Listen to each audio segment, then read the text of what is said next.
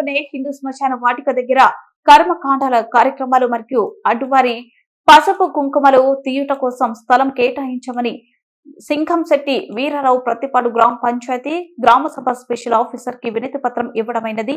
గ్రామ పంచాయతీ వారు స్థలం కేటాయించినట్లయితే గ్రామ ప్రజల అందరికీ ఆరాధ్య భావన కలుగుతుంది.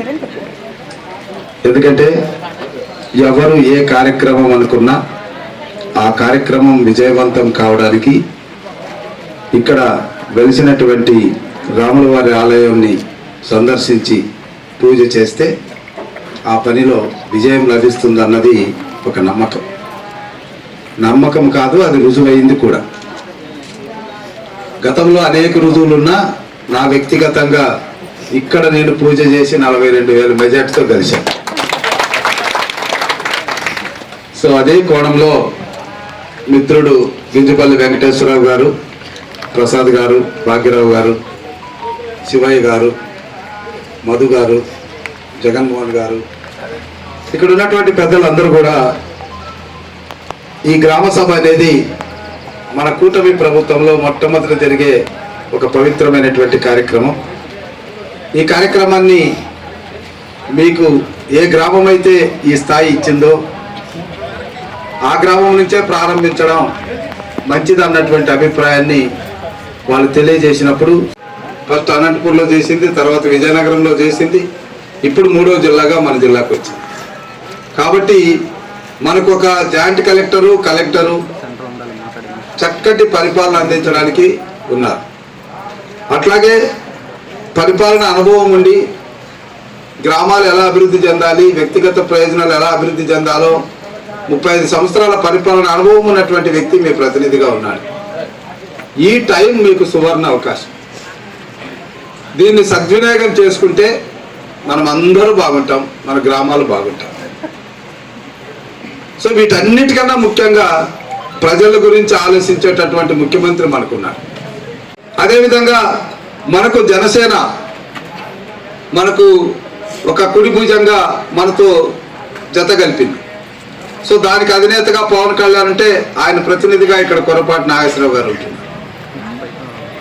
సో ఈ రకంగా అక్కడ ప్రభుత్వం ఉంది, ఇక్కడ మనకు చేదోడు వాదోడుగా కలిసి వచ్చేటటువంటి జనసేన మన దగ్గరే ఉంది. అన్నిటికన్నా ముఖ్యంగా ఈ శాఖను కేంద్రంలో నిర్వహిస్తున్నది మన ఎంపీ గారు తమ్మసాని చంద్రశేఖర్ గారు.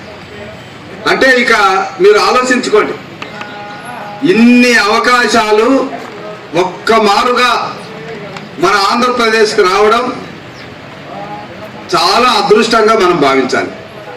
అంటే ఒక 5 సంవత్సరాల చీకటిని చూసాం, ఇప్పుడు వెలుతురులో ప్రయాణం చేస్తుంటే ఒక్క మారుగా 1000 కాంతుల యొక్క వెలుగు మన కళ్ళ మీద పడితే మనం ఎలా ఉబ్బిపోతామో అలా ఉంది ఇప్పుడు మన పరిస్థితి. ఇవన్నీ దృష్టిలో పెట్టుకొని ఈరోజు గ్రామ సభలు జరిపి వచ్చే 6 నెలలకి గ్రామంలో ఎలాంటి అభివృద్ధి పనులు చేయాలో గ్రామంలో ప్రజలే నిర్ణయిస్తారు. మాకు ఈ పనులు కావాలి అని చెప్పడానికి ఒక అవకాశంగా ఈ గ్రామ సభ. అంతేగాని ఇక్కడ సర్పంచ్ జగన్మోహన్ యొక్క ఆలోచనను, లేదా ఇక్కడ స్పెషల్ ఆఫీసర్ విజయలక్ష్మి యొక్క ఆలోచన, లేదా మా ఎంపీటీసీ మధు ఆలోచన, లేదా వాళ్ళకి ఎలాంటి అభిప్రాయాలు ఉండకూడదు. సో ప్రజలు ఏ కార్యక్రమాన్ని ముందు చేయాలనుకుంటే అదే కార్యక్రమాన్ని ముందు చేయడం అనేటువంటి జరుగుతుంది. మళ్ళీ ఒక్కసారి 6 నెలలకు ఒక మారు మళ్ళా గ్రామ సభ జరపడం జరుగుతుంది. ఇలాంటి సభ మళ్ళీ ఒక 6 నెలలకి, అంటే సంవత్సరానికి 2 సార్లు గ్రామ సభ జరుగుతుంది. 2 సార్లు చేసిన పనుల మీద తనిఖీలు జరుగుతాయి. అదే చంద్రబాబు గారి యొక్క మార్కు.